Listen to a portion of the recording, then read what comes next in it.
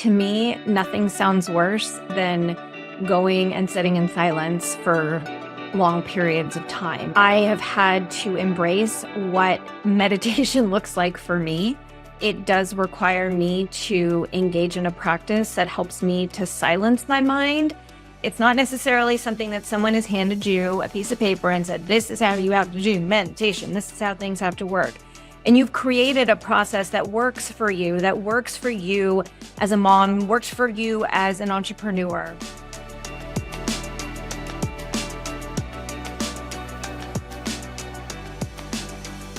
Hello, everybody, and welcome to another episode of the Power in the Pause podcast. How are you all doing today?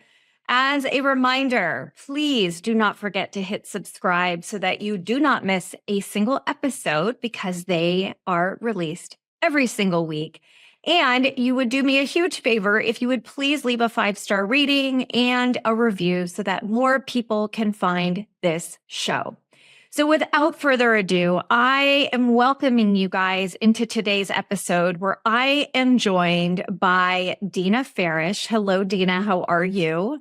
I'm great. Thanks for having me today. Oh, you're so welcome. Thank you for saying yes. And I'm so excited that we were introduced to one another because what we are going to talk about today, you guys, is something that I think is going to be really powerful for many of you listeners out there. And Dena is going to share with you all how meditation saved her life, not once, but twice, and continues to support her in finding her calm in both motherhood and business. So let me share a little bit more with you guys about Dena. So Dena is a digital marketing and engagement pro, and she is here to help moms confidently grow their businesses while she takes care of all of the back-end tech work. She empowers moms to feel cool, calm, and confident in their entrepreneurial journeys without guilt or overwhelm. As the founder of Dena Does Digital, Dena has created a space where moms learn how to leverage online marketing tools, systems, and automation to build thriving businesses from home. She shows women how to create personal fulfillment while growing their online presence. When not helping moms streamline their digital marketing efforts, Dena loves to spend time at the gym with her girlfriends or enjoying her favorite treat, yum ice cream. What's your favorite flavor? You know, I have to come up with a better answer because I've been getting asked that a lot lately. And I don't have a go-to, which is my bad. But the truth is, I like ice cream that has different textures in it. So like, I'm not a plain Jane vanilla or chocolate. I want my ice cream to have a peanut butter cup in it or a swirl of something that breaks it up a little bit for me and makes it a little bit more interesting. Okay, well, that is a favorite kind of ice cream. So let's go with it. I love it. My favorite is, I am the same, to be honest. Like, I like strawberry ice cream with fresh strawberries in it. Mm-hmm. But my go-to absolute favorite two are either peppermint with like real peppermint, like shavings in it, which Chick-fil-A has this like peppermint milkshake that I'm addicted to over the holidays. By the way, if you guys have not tried it, it is like crack. It is so amazing. And then I also like a coffee ice cream that has like a chip, like some sort of like a coffee with like some chip in it. I'm the same way. So yeah, I need a crunch. I need things to be broken up in the mundane, which really is kind of like a great analogy for my life, right? The second things get a little bit too streamlined, they feel a little bit too calm. My habit always has been to come in and wreak some type of havoc, right? Some type of chaos. So I like my ice cream like I like my life with a lot of uncertainty. Well, I always say, like, you can't see the light without the dark. So to me, like, that's kind of that version of it. I love that we just talked about ice cream for a couple of minutes because I do love ice cream myself too. But anyways, Dena, welcome. I'm so happy you're here. And I would really love for you, with all of my guests, the first question I always ask them is how it is that they found their own power in the pause. And I'd love for you to share how it is that you found that and what that practice has changed for you in your life. I think that's a great question. And if I'm really being honest with you, I think there have been 2 times in my life where meditation has actually saved my life. Now, that being said, if you can't tell already, I'm a lead by resistance type of person. right? And so I stumbled upon meditation really by accident. I was making some really bad choices in my life, being around bad people, seeking out validation really only through men and one night stands, and just dangerous choices with drugs and lifestyle. And I knew that I needed a change. And back in the day, right, when Google was still a baby thing 20 plus years ago, I didn't know what I needed, but I knew I needed to get away. And I wound up Googling the beach and yoga because those were two things that I knew that I enjoyed somewhat. And I found an ashram in the tropical islands. And I didn't know what an ashram was. I had no idea what I was signing myself up for and to, but I decided to go live there for about 5 weeks or stay there for about 5 weeks. And part of the agreement with me being there was that I needed to sit in their daily, what they call satsangs, but which is meditation for up to 3 hours a day. And so I kind of led with my emotions. My life wasn't working out for me. It wasn't feeling good. And I just paid the amount to go there, got on a plane a few weeks later, and was thrown like a sack of bricks into this world of meditation. And I hated it. That would be the plain vanilla ice cream. Yep. Right. So what happened? Like, so what was the experience being in that shifted things for you? I had to learn how to surrender. I had to learn first what that was, and then I had to learn to be willing enough to do it. And so for me, that meant actually sitting down and closing my eyes. It meant tuning into the terror that was happening in my mind every time I tried to practice the pause and be okay with it, right? Come from this place of non-judgment, come from this place of compassion, come from this place of returning my focus to my breath, or for me at the time was just counting, because that was the only way that I could stop the thoughts from taking over in my mind, and just really surrender to the experience I was having and know that there was a gift in being there in that experience. Yeah. And I'd love for you to share, I mean, how has that supported you as a mom and in your business? Because, I mean, let's be real, when we have clients, right? The noise tends to come when it's unexpected. Sometimes it is expected, but there's times where that noise comes in. And then obviously as a mom, juggling children, schedules, school, extracurriculars, et cetera. Like, so how do you integrate that practice in both of those other areas of your life? Well, I first and foremost want to start off by just sharing that that's really difficult to do, right? It's a constant reminder. It's a daily practice, but I look at my meditation practice as not one, but the 2 times it saved my life. Because when I came back from the ashram, I quickly met my husband. I became a girlfriend, a wife, a back-to-back mom. And before I knew it, I was losing my mind again. And the way that manifested for me was that I was making my home just a miserable place to be. Except in my mind, I was blaming that on my husband, right? The guy who got up and went to work every day and supported our family so that I could be a stay-at-home mom. It was somehow his fault that he got to drive in the car by himself without hearing 1,000 questions. It was somehow his fault that I had to fold laundry and clean the house and make dinner every night. And so I turned again, really in a state of panic, back to my meditation practice. And I quickly realized that I was not my thoughts, but my thoughts were creating my reality. And the thoughts that I was allowing myself to think was creating quite a miserable reality. And I knew I wasn't a miserable person. And I absolutely did not want to have a miserable feeling home. And so I had to be willing yet again to surrender to this practice of meditation, to this power of the pause, and tune in to be more mindful as to what I was thinking, how I was feeling, and then how I was reacting to all of the people around me based on those 2 things. Yeah. It's hard. It's really hard. I am like you. I mean, to me, nothing sounds worse than going and sitting in silence for long periods of time. I mean, I have had to embrace what meditation looks like for me. And similar to you, it does require me to engage in a practice that helps me to silence my mind, and at the same time to not hold judgment for when like thoughts start creeping in, or I start getting in judgment about, oh, you can't even do this for 5 minutes, Wendy. Like, that inner critic starts, raging their ugly head. And I think that a big piece of this, and what I'm hearing you say, is you've been able to create a process that works for you, right? It's not necessarily something that someone has handed you a piece of paper and said, this is how you have to do meditation. This is how things have to work. And you've created a process that works for you, as a mom, works for you as an entrepreneur. And so, what have you noticed since integrating that practice? How has it supported you in being able to, be a mom and an entrepreneur and create a really thriving business for yourself? Well, I think a lot of times life, especially in parenthood, tends to feel like it runs on autopilot. And if we're not careful, the things that we're feeling inside when we're 3 steps ahead in our mind than we are in our body and what's actually happening take over.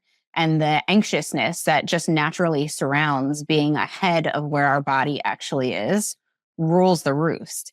And so the biggest gift for me really in this practice is that sense of awareness, right? And it comes at times that I least expect it. So it comes when I'm washing dishes and I recognize that I'm fighting with somebody in my head from an argument that I had 2 years ago. Or it happens when I'm in the shower and I'm completely naked because I'm in the shower and I'm thinking about the next 17 steps I have to take the second I get out. And in those moments is that opportunity, right? It's that opportunity to say, hey, I'm in the shower right now. I'm not accomplishing anything. I'm not posting a blog. I'm not creating a backend system. I'm in the shower right now. And so I have a choice to let the anxiety, let the forward momentum of life take control in my head right now and put my body in a state of stress.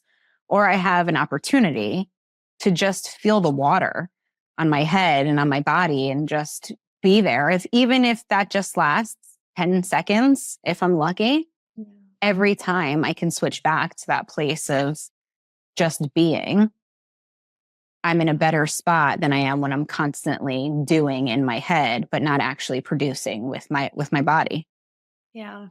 Well, and Dena, let's take it a step further, right? You really, in the business that you've created for yourself and how you support clients, is really essentially gifting them back with the time to be able to create more moments of pause, right? That's the beauty of automation and tools and really having systems in place to really free up and give them more time. So I would love to hear, how it is that you do that. What are the experiences that your clients have as a result of, you coming in and kind of freeing up their time, and how you do that and still do the same for yourself? The reality is that tech can be stressful. And just a little bit. Yeah, it can ruin your day. It can ruin your day. And I know that from experience. And so I've created within myself opportunities to be more calm with it, because at our core, we're all here to do 2 things, right? Create and connect with other human beings. And so the work that I do supports other women who are supporting, most of the time, other women. But we can't be working in our business and on our business at the same time. And so everybody is an expert in their own fields, but your expertise can't take the helm if you're stuck creating an email sequence or figuring out how to upload your course to a backend system or any of these things that aren't really in line with how you're meant to help people. And so I take the stress of tech. I take the complications of what to do next. I take all of the excuses you have as to why you can't create off of your plate, because I do the heavy lifting of the back end work for you so that you can connect with the human beings that you're meant to be of service to on this planet. And you can create the masterful pieces and share your knowledge and share your expertise and come from the heart in all ways to help people feel better about their pain or their shame or whatever your expertise is. So I heard, a download just came through. I'm like, you're a tech whisperer. You're like the tech whisperer. Like, just taking all that shit off of our plates, because here's the other thing, Dena, like, I feel like every day there is like some new something or other that somebody's like, oh, do you know about this? Oh, wait, have you tried that? And you're like, wait, I'm late to the game, right? Because with tech, it's like, you got to be up to speed. You got to be using the right stuff. And what I would imagine you also take the stress off of people is like, I've got you. I know what your business needs. You don't need, this. You should be using that instead, right? So it's almost like It's almost like what I'm hearing you also say is like, aside from being like, someone who kind of takes all this off, you also know based on what it is that people's needs are, like how to not just even like take the burden away from them, but really to like help simplify how their back end works, which I know scares so many of us entrepreneurs. I mean, Lord knows, like, I don't want to do that stuff. Like, it's important for me to understand a basic level in case, like, I do need to do something myself, but I am like, not my jam, not a revenue producing activity for me to be spending. I mean, honestly, I say wasting my time doing. It's something I farm out, but I think a lot of people have a really hard time with that. Could you talk a little bit about what you have seen? Like, what are the results that you have seen happen for your clients when you take that shit off their plate and you really free them up to be able to do the work that lights them up the same way that this work lights you up? I mean, first and foremost, and the most important thing is that they get to help other people, right? Just by me being able to help people streamline the back end of their systems gives them the opportunity to be of service and to help people. So I work with a lot of therapists. I work with coaches and consultants, but the main crux of the people that I work with are therapists who do a lot of really, really important work. They work with moms who are experiencing postpartum depression and rage. They work with addiction. They work with people with suicidal tendencies. These people cannot give them the best of themselves to their clients if they're worrying about, did my email newsletter go out today, right? Or did the people who were supposed to get access to module 2 of my course get access to it? Because we all have these thoughts that pop in inopportune times, right? Whether we're in meditation or whether we're in a session with one-on-one with a client or being of service to other people, all these thoughts pop in at all times. And so you can't be present with the people that you're here to help if you're worrying about silly things like, I have to post a blog this week. And so I free up that stress. But you touched upon something really important, because if we think the comparison trap happens keeping up with the Joneses when we're raising kids or just living in the suburban lifestyle, it is even more so in the fast-paced world of the social media scroll. If you are an online entrepreneur, you probably follow a handful of online experts that are doing email sequences, creating memberships on new platforms. Oh, here's another new platform that Alex Hormozy is promoting. It's the best one. Got to go to that. Well, now there's text message marketing. It is distracting. It will always have you feeling like you're not doing enough. You're behind. You're behind the 8 ball, right? And that you're not giving the clients the best of you. And you get caught up thinking about all of the things that you want to do. I want to create my lead magnet now. I need to sell digital products. I need to have an affiliate marketing program. We get caught up in thinking about all of the things that we have to do instead of focusing on the things that we are supposed to do. And so you're right. I spend a lot of time holding people's hands and saying, take a deep breath. Take a deep breath. We don't need all of the things all at once. We're going to finish one product at a time. We're going to use what the beauty of online is, the data and metrics that we find from that product. We're going to figure out what worked well and what didn't work well. And we're going to massage that so that it hits the mark better and gives you the opportunity to help even more people. Yeah. I don't know if you come across this as well, but like, even with some of the clients that I work with, I think so many of us, we get intimidated by the tech side, or we just will keep doing things an old school way just because it's simpler, and we get intimidated by, new ways to do things. I mean, remember when like High Level came out and it was like the end all be all, consolidate, get rid of all these things and go to that. And all of a sudden I was like, oh my God, I'm on the wrong platform. And all this fear starts coming in. And, I think that a lot of us get distracted, right? It's like I get distracted by squirrels all the time. And I think that so many entrepreneurs get distracted by sort of the new bright and shiny objects. So how is it like, what are some of like the common tech challenges that you experience with your clients, and how do you help them to overcome that specifically? I think like you said, a lot of it is the bright, shiny object syndrome, right? I need this next thing. I need it right now, and I need it immediately. Even if I'm working on a project, right? Like we need to do this. I need this new lead magnet. It's got to have a 7-part email sequence.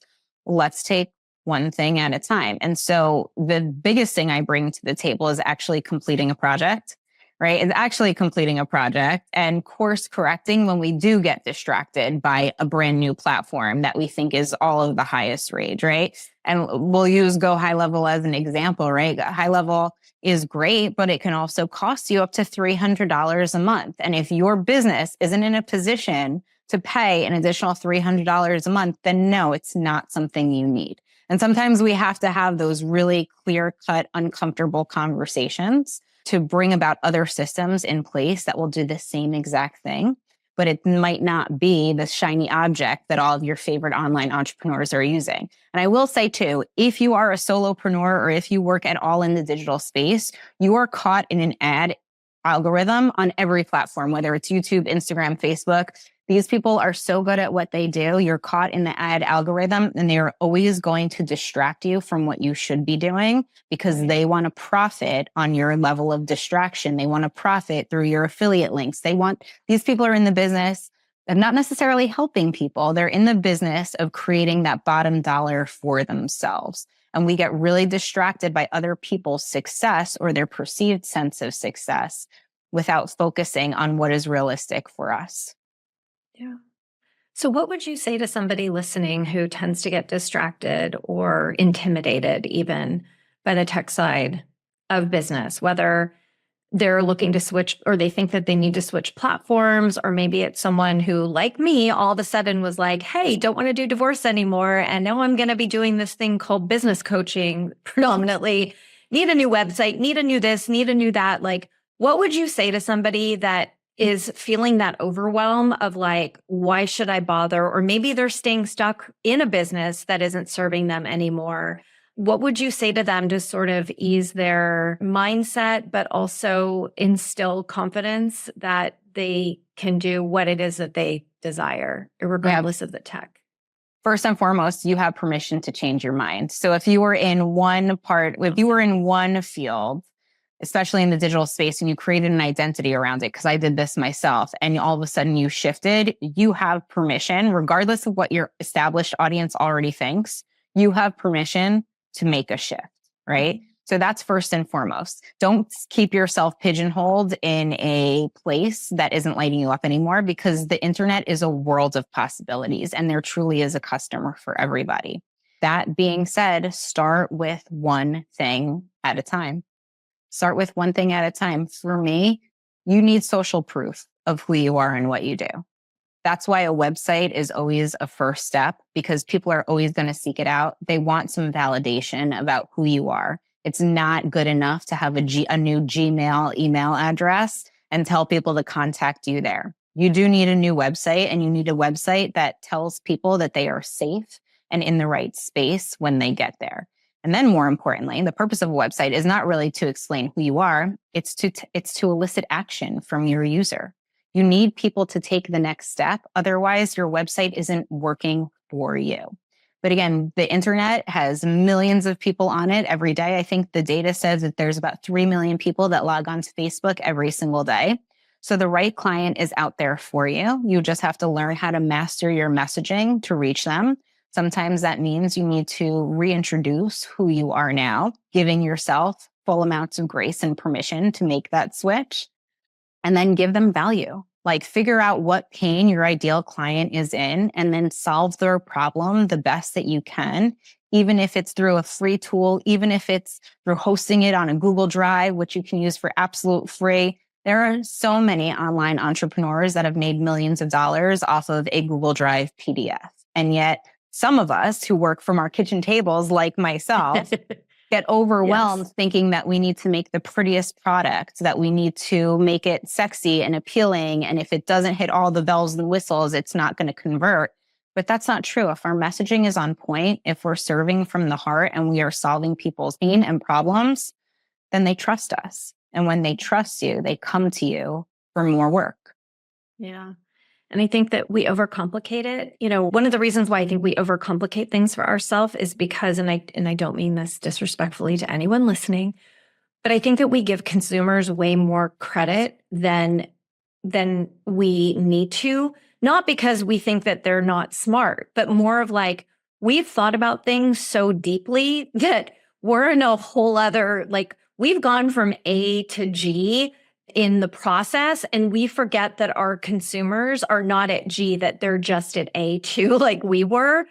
And so, one of the things that I always, that I'll always say to my clients too, is we've got to meet our consumers where it is that they are and assume that they're not, at step G where we are, and to not talk to them at G. We just need to simplify it and talk to them where they are at A. Would you agree? Absolutely. So if what you are doing or what you're sharing, if a fifth grader cannot understand it, then nobody else on the internet will. No, your consumer doesn't have that attention span. And the famous saying with online digital marketing is a confused buyer doesn't buy. You don't have to give everybody everything at once. You have to give them what's in their heart. You need to help them feel better. You need to help them feel safe and secure. And then when trust is built, you take them to the next step. Yeah.